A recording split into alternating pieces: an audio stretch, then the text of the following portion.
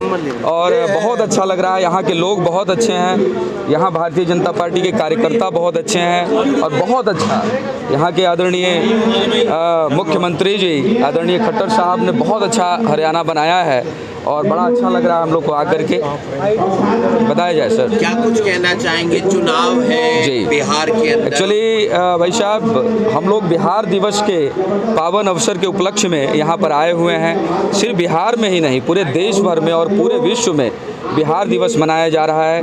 बिहार एक गौरवशाली राज्य है, बिहार की संस्कृति है जो पूरे देश में प्रचलित है।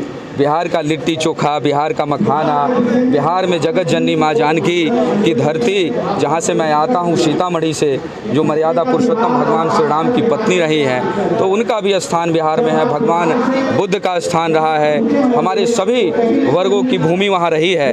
तो निश्चित तौर पर इस साल 2025 का चुनाव है और हम लोग यहाँ अपने सभी बिहारी भाइयों से मिलने के लिए हम लोग यहाँ पर आए हुए हैं। उनसे हमने बातें की, उनका अभिनंदन हम लोगों ने भी किया और उनसे आग्रह किया कि इस बार जो छठ पूजा है, इस छठ पूजा में आप सभी जगह जगह से आकर के बिहार में जिस तरीके से इस देश के प्रधानमंत्री नरेंद्र मोदी जी के नेतृत्व में और आदरणीय नीतीश कुमार जी के नेतृत्व में बिहार विकास किया है, जो 2005 के पहले की स्थिति थी, जो बैड गवर्नेंस का काल था, राजद का शासनकाल, उसको ध्वस्त करके 2005 के बाद और अभी 25 तक बिहार को अब बिहारी होने पे गर्व महसूस होता है हम सभी को। पहले बिहारी होने पे शर्म आती थी 2005 से पहले, लेकिन 2005 के बाद बिहारी होना गर्व की बात हुई है। हमारे लोग मजबूत हुए हैं, देश के कोने कोने में हमारे बिहारी भाई जा करके सभी मेहनत कश काम करते हैं, मेहनत करते हैं और इस देश को मजबूत करने का काम करते हैं। तो वही हम आह्वान करने के लिए आए हैं, आग्रह करने के लिए आए हैं कि इस साल जो 2025 का विधानसभा चुनाव है, जो अक्टूबर नवंबर में होने को है, उस समय में छठ पूजा का भी समय रहता है।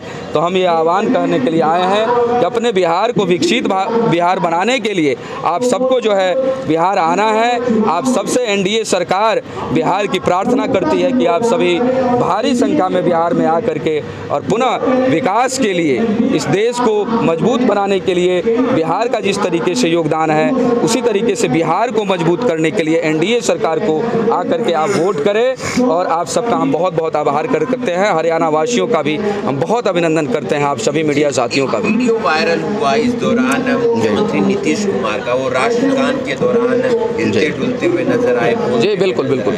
देखिए, वो वीडियो एक्चुअली आगे से उसको चलाया गया है, उसको एडिटेड किया गया है। माननीय मुख्यमंत्री जी हमारे देश, हमारे बिहार की शान है।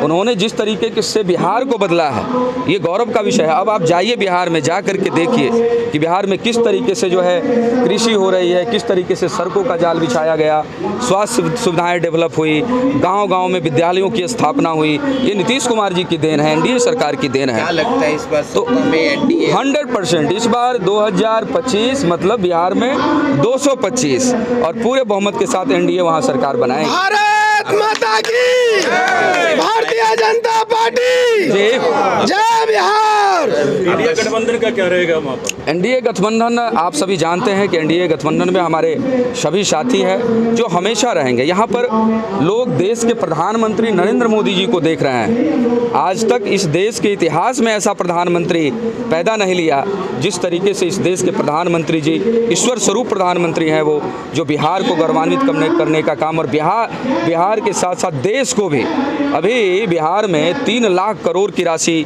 इस देश के प्रधानमंत्री जी ने दिया है। आखिर वो गांव-गांव तक ही वो बिहार के विकास में उनका योगदान है। तो निश्चित तौर पर बिहार के साथ साथ सभी राज्यों को इस देश के प्रधानमंत्री आगे बढ़ाने का काम कर रहे हैं और उनके नेतृत्व में ही बिहार का चुनाव लड़ा जाएगा और हम सब प्रचंड बहुमत के साथ बिहार में पुनः सरकार बनाने का काम करेंगे। ऐसा क्यों लग रहा है कि बिहार आज भी काफ़ी वर्ष पिछड़ा हुआ है? देखिए, ये शासन, उस समय का शासनकाल आप देख लीजिए।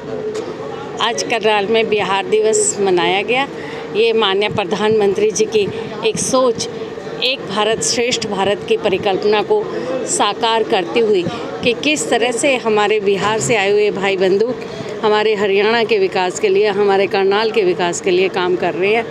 उन्हें सम्मानित भी किया गया। वहाँ से विधायक भाई भी आए और एक आपस में संस्कृति का तालमेल जिस तरह से होना चाहिए, निश्चित तौर पे वो मेहनत कर समाज से आते हैं और जिस तरह से हरियाणा की उन्नति और तरक्की के लिए काम करते हैं, उनके सम्मान में ये दिवस रखा गया।